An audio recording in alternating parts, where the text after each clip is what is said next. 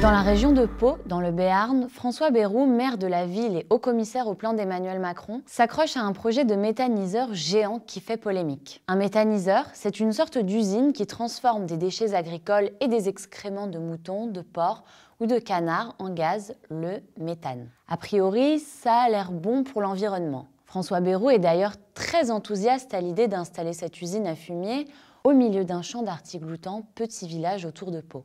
En 2020, dans le cadre de l'enquête publique, il écrit que sa communauté d'agglomération porte une politique ambitieuse en matière de transition énergétique et que le méthaniseur est une initiative de développement des énergies renouvelables qui contribuera à diminuer les émissions de gaz à effet de serre. Mais voilà, le méthaniseur dont rêve François Bayrou et quelques agriculteurs du coin doit être construit au carrefour de 4 petits villages au beau milieu d'un champ. Le projet suscite donc des levées de boucliers de la part de certains riverains qui ne veulent pas voir plus de 3000 m² verdoyants être bétonnés. 3000 m², c'est l'équivalent d'un hypermarché et son parking.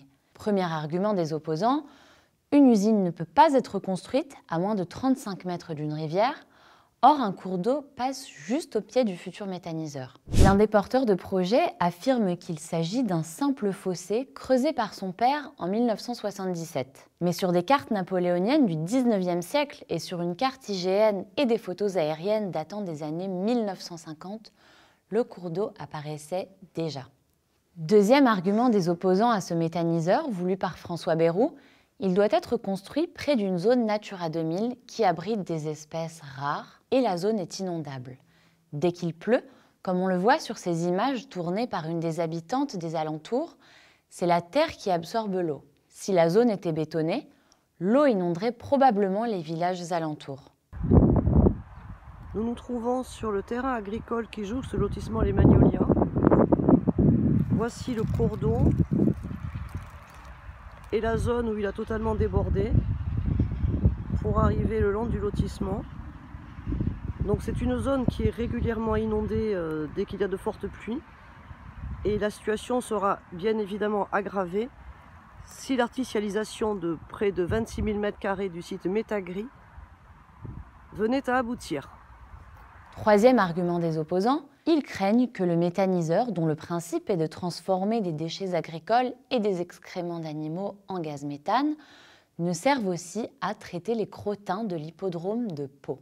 Traditionnellement choyé par François Bayrou, cet hippodrome qui accueille 600 chevaux a en effet signé des contrats qui lui permettraient de vendre 6 000 tonnes de fumier par an aux agriculteurs qui veulent implanter le méthaniseur. Mais transporter autant de tonnes de fumier par an jusqu'à Artigloutan, cela créerait du trafic routier, donc plus de nuisances sonores et de pollution dans cette zone très calme qui voit défiler de nombreux randonneurs et cyclistes. Surtout, ce serait contraire au règlement de la région qui prévoit qu'un méthaniseur ne doit traiter que des déchets qui viennent de son secteur à moins de 10 km. C'est ce que reconnaissait en 2020 dans un mail l'ancienne vice-présidente climat et transition énergétique du Conseil régional. La méthanisation est un projet à la croisée de plusieurs enjeux actuels. Le maintien de l'agriculture, le traitement des déchets, la maîtrise des nuisances et la transition énergétique. Pour décrocher tout de même un permis de construire et une autorisation d'exploitation, Métagri, l'entreprise qui veut construire le méthaniseur, a prétendu qu'il se trouvait bien à une dizaine de kilomètres de l'hippodrome. Or, selon l'enquête publique, l'hippodrome se trouve en fait à 19 km du méthaniseur. Dans cette histoire, Camille Poest, l'association locale d'opposants, soupçonne François Bayrou de soutenir ce projet afin d'arranger les affaires de l'hippodrome dont il est très proche. Grand amateur de chevaux, François Bayrou a fait partie de France Gallo, la société nationale organisatrice de courses équines, grâce au parrainage de Jean-Luc Lagardère.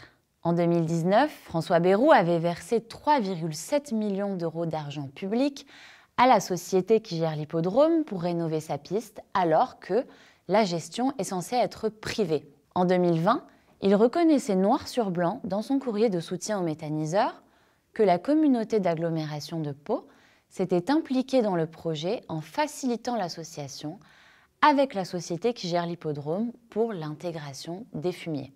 Pour justifier son soutien aux méthaniseurs, l'agglomération, dirigée par François Bayrou, le présente comme un fer de lance de la transition énergétique. Or, en plus de nombreuses entorses à la loi du permis de construire, de nombreux scientifiques alertent sur le fait que la méthanisation entraîne des émissions de CO2 et des pollutions des eaux, en plus de nombreux accidents recensés par le ministère de la Transition écologique lui-même. Malgré cela, à l'instar de François Bayrou, les macronistes foncent tête baissée pour développer la méthanisation des fumiers agricoles à coup de subventions, en ignorant complètement les alertes des scientifiques et des défenseurs de l'environnement. Manifestement, quand il s'agit de dégazer à tout crin, Emmanuel Macron et son haut-commissaire au plan sont raccords. Vous découvrirez tous les détails de cette histoire dans mon enquête pour Off Investigation.